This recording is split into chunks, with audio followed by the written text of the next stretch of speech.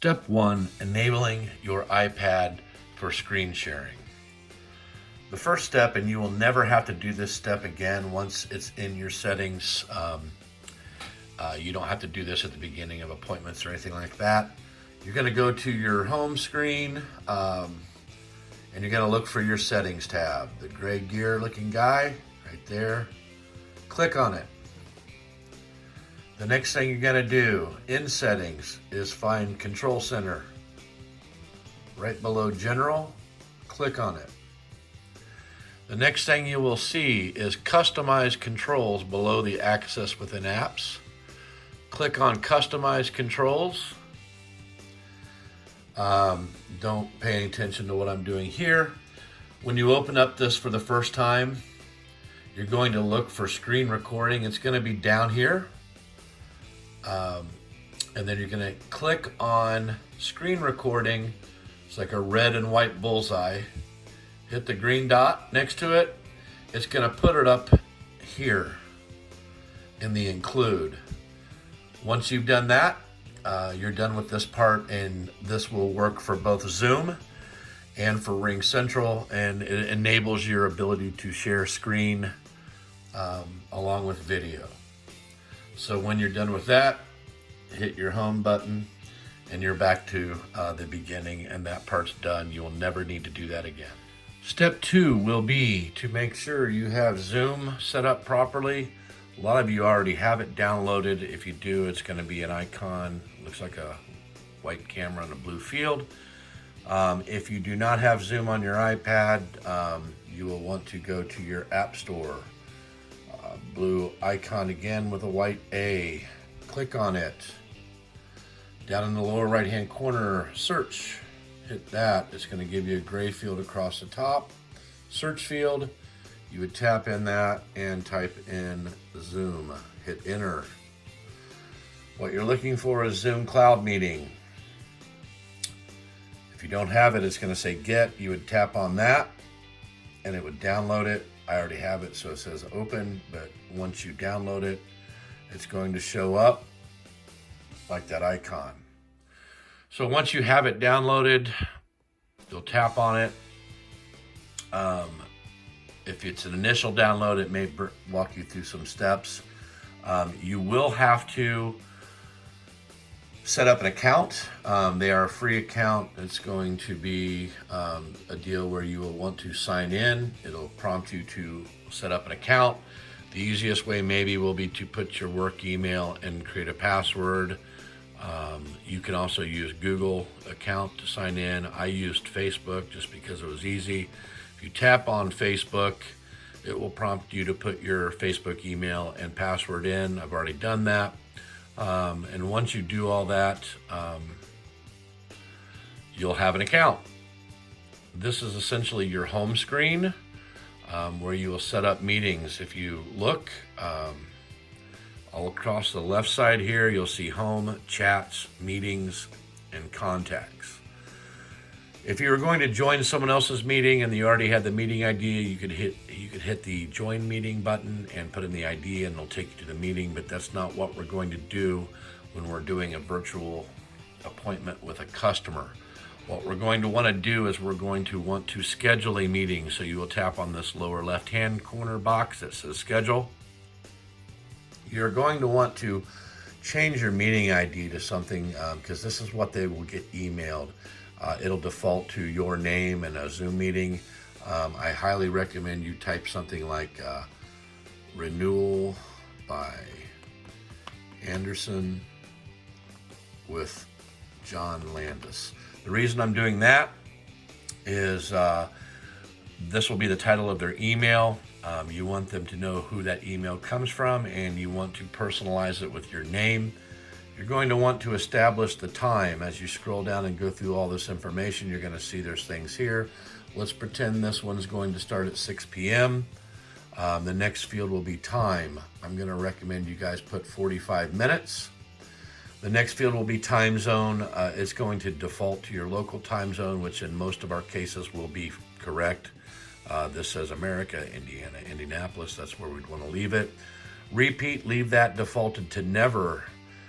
Use personal ID. Do not select that. You want the system to generate a specific ID for your meeting. Up until April 4th, 2020, we could disable passwords. We cannot do that now. You can tap on this until you're blue in the face. It will not allow you to disable passwords anymore. So what you want to do is you want to tap on the password that's self-generated. You'll see a little X by the password. Get rid of that and put something simple in like 1, 2, 3, 4. Very easy. Just put in a password, make it simple. You want to select in meeting options as you scroll up. Host video on, please select that. Participant video on, please select that. The audio options, it will default to telephone and audio device. You will want to leave that, and you will want to make sure that your enable waiting room is enabled as well. So to review,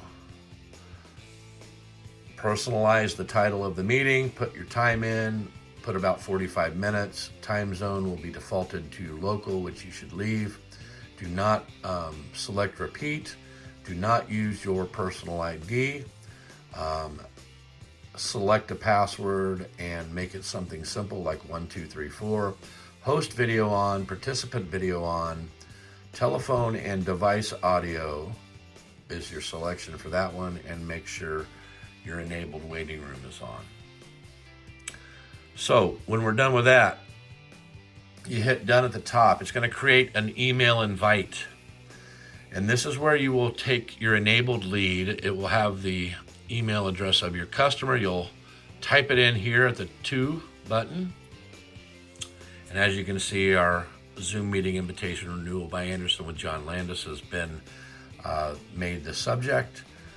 You will type in your customer's email address. And as you read down, it'll basically give all the pertinent information, the time. It will have a Zoom meeting link that the customer can tap on. It will also include the meeting ID, and it will also include the password. So when you've got that all filled out, I usually send this to the customer about 10 minutes before the start of the meeting. It won't let me send it because I haven't titled it yet, but that would be how we would get prepared to send this out to a customer directly before the meeting starts. All right, so when you are ready to start your meeting, right before you make the phone call to the customer, you would go over here to the left-hand side, and the button that says meetings, you will tap on, and then you'll see that your meeting is already up here. I start the meeting right before I make the phone call. So you would hit start. It's going to, and then you gotta want to, it'll pop up to use your internet audio. You want to select yes on that. At the beginning of the meeting, I mute my video and my audio, which your controls on your iPad are always going to be available at the top right-hand corner. The way you access those is just tap anywhere on the screen and it'll pull those down. It'll only stay up there for just a few seconds. You'll see it go away. Anytime you need to access those, you just tap on the screen and it'll bring that up.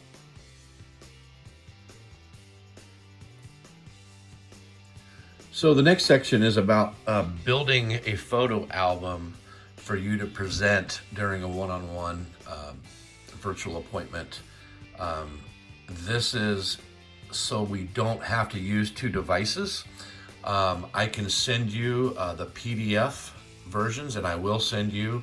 And once you download that, that's obviously going to go to your PDF expert. You would save it like that. So you all should know where your PDF expert is.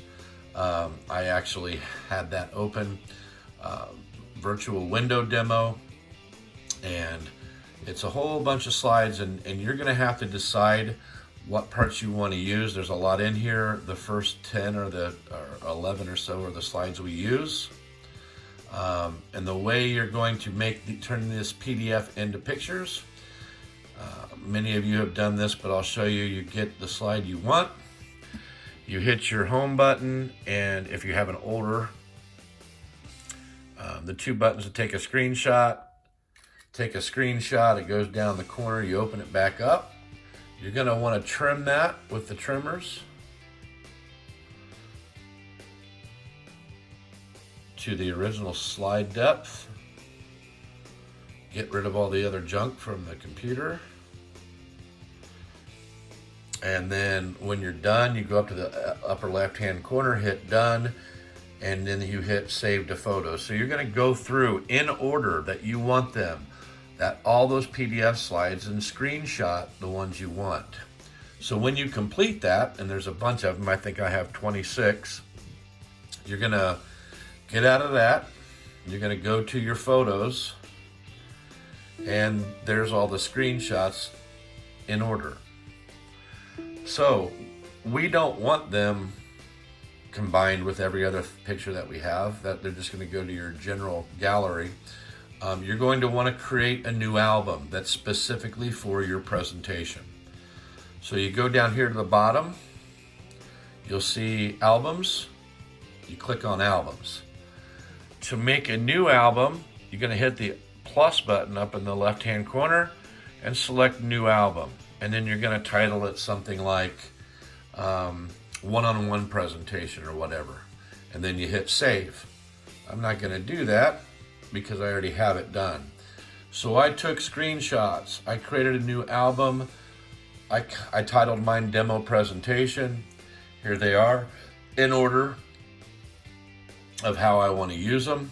The reason why we do it that way is because when you select it within Zoom, it'll be lined out in this order, and you can just activate each one in order as you go. Not on this screen, but in the Zoom screen like I showed you earlier.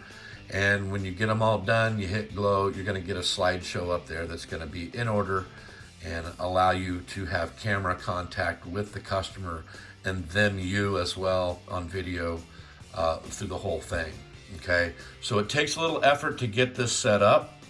But I believe this will be easier for a lot of folks who don't want to have to try to link two different devices together.